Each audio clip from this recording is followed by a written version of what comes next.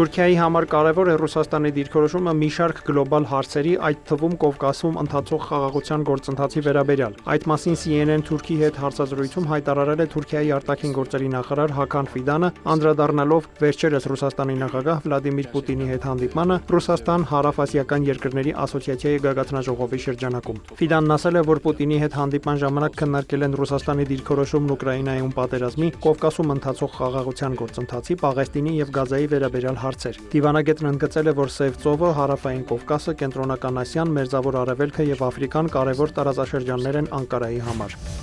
Թեհրանում մեկնարկել են հանգուցյալ գերագույն առաջնորդ Ալի Խամենեիի հիշատակի արարողությունները։ Ավելի քան 4 ամիս է անցել Այաթոլլայի եւ նրա ընտանիքի անդամների սպանությունից։ Նրանք զոհվել են Իրանի դեմ ԱՄՆ-ի եւ Իսրայելի պատերազմի առաջին օրը։ Ավելի քան 30 տարի Իրանը ղեկավարած առաջնորդի աճյունն առավոտյան տեղափոխել են Թեհրանի գլխավոր աղոթավայր Մեծ Մոսալլա։ Հուղարկավորության մասնակիցների թիվն ըստ պաշտոնական ԻՌՆԱ գործակալության կարող է հասնել 35 միլիոնի։ Իրանի նախկին հոգևոր առաջնորդին վերջին հրաժեշտ տալու համար սկսել են Թեհրան ժամանել նաեւ արտասահմանյան պատվիրակությունները։ Հայտ ինչ է Իրանի գերագույն առաջնորդի պաշտոնում ընտրված Մոջթաբա Խամենեիին արդյոք կմասնակցի հոր հիշատակի հանրային միջոցառումներին։ Մի քանի օր առաջ նա ներկա չի եղել իր կնոջ հուղարկավորությանը։ Միացյալ Նահանգների նախագահ Դոնալդ Թրամփը հայտարարել է, որ Վաշինգտոնը հասել է Իրանի հետ հակամարտության գրեթե բոլոր նպատակներին։ Այս մասին նա ասել է CNBC-ի հետ հարցազրույցում։ Կարծում եմ նրանք համաձայնել են մեզ անհրաժեշտ գրեթե ամեն բանի հետ, ասել է Թրամփը։ Ըստ նրա մոտավորապես 4 ամիս տևող հակամարտությունը համեմատաբար կարճ ժամանակահատված է եւ ամերիկյան ուժերը ոչնչացրել են Իրանի ռազմական ներուժը, նավատորմը, օդուժը, ռադարային համակարգերը եւ ղեկավարներին։ Ինչի եմ հասել, ես նրանց ռազմական առումով հաղթել եմ, հայտարարել է Միացյալ Նահանգների ղեկավարը։ Նա հավելել է, որ Թեհրանի հետ բանակցությունները շարունակվում են եւ ռազմական գործողությունների արդյունքում հնարավոր է եղել հասնել Իսլամական Հանրապետությունից բխող միջուկային սպառնալիքի չեզոքացմանը։ Թրամփը նաեւ նշել է, որ նավթի գինը հիմա նույնիսկ ավելի ցածր է, քան մինչև փետրվարի 28-ին Իրանի դեմ ռազմական գործողությունների մեկնարկը։ Իսրայելի պաշտպանության բանակը պետք է պատրաստ լինի անհրաժեշտության դեպքում ինքնուրույն պատերազմ վարել Իրանի դեմ, հայտարարել է երկրի պաշտպանության նախարար Իսրայել Կացը։ Նա նաև հիշեցրել է, որ վերջին զինված հակամարտության ընթացքում Իսրայելը ոչնչացրել է իրանական ղեկավարության մեծ մասին, զգալի վնաս հասցրել Իրանի ռազմավարական կարողություններին։ Նախորդին Իրանի արտաքին գործերի նախարար Աբբաս Արաղչին զգուշացրել է Իսրայելին Թեհրանին ուղղված սպառնալից հայտարարությունների կապակցությամբ։ Նրա խոսքով Իրանը իրական սպառնալիքի դեպքում կարձագանքի անմիջապես եւ հուժկու։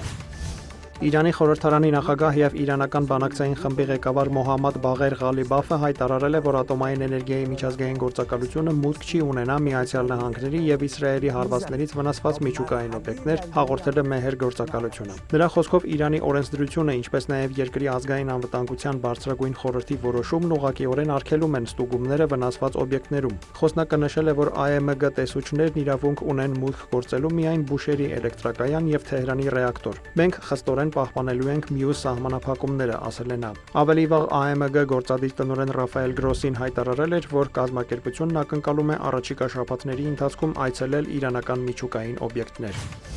Վենեսուելայում հունիսի 24-ին տեղի ունեցած հզոր երկրաշարժերի զոհերի թիվը վերջին 1 օրում ավելացել է եւս 300-ով, հասնելով 2595-ի, հայտարարել է երկրի նախագահի պաշտոնակատար Դելսի Ռոդրիգեսը։ Եվս 12000 մարդ վիրավորվել է, Ռոդրիգեսը չի նշել անհետ կորածների թիվը։ Ըստ ոչ պաշտոնական աղբյուրների անհետ կորած է համարվում 38500 մարդ։ Որոնողափրկարարական աշխատանքները շարունակվում են։ Երկրաշարժի 8-րդ օրը փլատակներից հաջողվել է դուրս բերել 43-ամյա մի տղամարդու։ Երկրաշարժից ամենաշատը ուժել է մայրաքաղաքից ոչ հեռու գտնվող Լա Գուայրայի նահանգը։ Ռոդրիգեսը հայտնել է, որ Լա Գուայրայի գրեթե բոլոր պաշտոնյաները զոհվել են երկրաշարժի հետևանքով։ Ըստ Վենեսուելայի իշխանությունների փլուզվել է մոտ 800 շենք, որից 189-ը լիովին ավերվել է։ Իշխանությունները դատապարտել են տարերային աղետին դանդաղ արձագանքելու վերաբերյալ քննադատությունները։ ՄԱԿ-ի զարգացման ծրագրի հաշվարկով երկրաշարժերի պատճառած վնասը կարող է կազմել 6.7 միլիարդ դոլար։ Երկրաշարժից հետո Վենեսուելային օգնություն են ուղարկել բազմաթիվ երկրներ։ ԱՄՆ-ն մարդասիրական օգնությունը հնարավոր դարձնելու համար չեղարկել է երկրի դեմ գործող որոշ պատժամիջոցներ, խոստացել է տրամադրել 150 միլիոն դոլարի հումանիտար օգնություն, ինչպես նաև այնտեղ ուղարկել ավելի քան 900 փրկարարի։ Ուկրաինայում ռուսական գիշերային հարվածների հետևանքով 4 զոհ եւ 10 վիրավոր կա, գրում է Reuters գործակալությունը։ Զոհերը մահացել են սահմանամերձ Սումիի մարզում բնակելի տանը հասցված ռուսական ԱԹՍ հարվածների հետևանքով, հայտնել է մարզային ռազմական վարչակազմի ղեկավար Օլեգ Գրիգորովը։ Կրիվոյ Ռոգին հասցված հրթիռի հարվածի հետևանքով կա 7 վիրավոր, տեղեկացրել է քաղաքի պաշտպանական խորհրդի նախագահ Ալեքսանդր Վիլկուկը։ Այսօր Ուկրաինայում սգո օր է։ Նախորդային մայրաքաղաք Կիևին ռուսական ուժերի հարվածները խլել են ավելի քան 3 տասնյակ մարդու կյանք։ Դա այս տարվա ամենամահաբեր ռուսական հարձակումն է եղել մայրաքաղաքի վրա։ Ռուսաստանի Բրյանսկի մարզի ղեկավարությունն էլ հայտնել է, որ Ուկրաինայի զինված ուժերի հարվածների հետևանքով զոհվել է առնվազն 1, վիրավորվել 2 մարդ։ Բելգորոդում հրթիռակոծության հետևանքով նույնպես կա 1 զոհ։ Այնտեղ առաջացել են ջրամատակարարման խնդիրներ, հրդեհ է բռնկվել Էներգոմաշ գործարանում եւ Միչուրինի անվան ջեկում։ Իսկ Սմոլենսկում ուկրաինական ԱԹՍ հարվածներից հրդեհ է բռնկվել արտադրամասերից մեկում։ Դավիթ Մուրադյան, լուրեր։